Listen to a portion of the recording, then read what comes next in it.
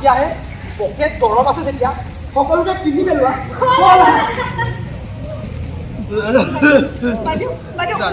কিবা অকমান দিয়ক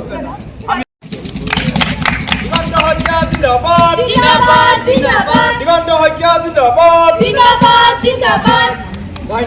বাদ দিয়া আহে পকেট গৰম আছে যেতিয়া সকলোকে কিনি পেলোৱা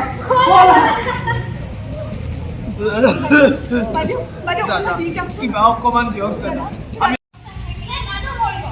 এজোপা গছ কাটিলে দানৱ আৰু সেইজোপা ৰুলে ভগৱান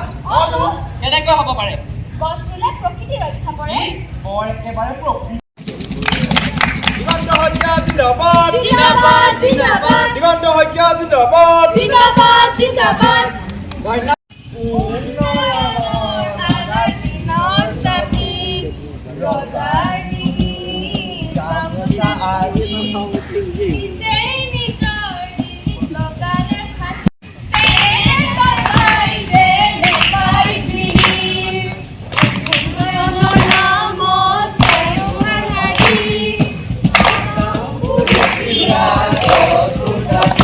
সদৌ অসম ছাত্ৰ সন্থাৰ আহ্বান মৰ্মে পৰিৱেশ আৰু জলবায়ু সজাগতা সপ্তাহত এক কাৰ্যসূচী সদৌ অসম ছাত্ৰ সন্থাই সমগ্ৰ অসম জুৰি যোৱা 24 তাৰিখৰ পৰা ৰূপায়ণ কৰিছে। তাৰে অংশস্বৰূপে আজি বাটৰ নাট এখন সদৌ গুৱাহাটী ছাত্ৰ সন্থাই গুৱাহাটী অঞ্চলত থকা বিভিন্ন মহাবিদ্যালয়ত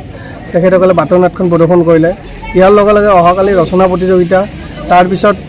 চিত্ৰাংকন প্ৰতিযোগিতা আৰু ৰং তুলিকা সমাহাৰে এটা কাৰ্যসূচী সদৌ গুৱাহাটী ছাত্ৰ সন্থাই ৰাখিছে। গতিকে এই সমগ্ৰ কাৰ্যসূচীৰ ফালৰ পৰা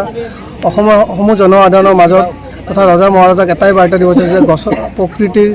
প্ৰকৃতিৰ যি ভাৰসাম্যতা নোহোৱা হৈছে,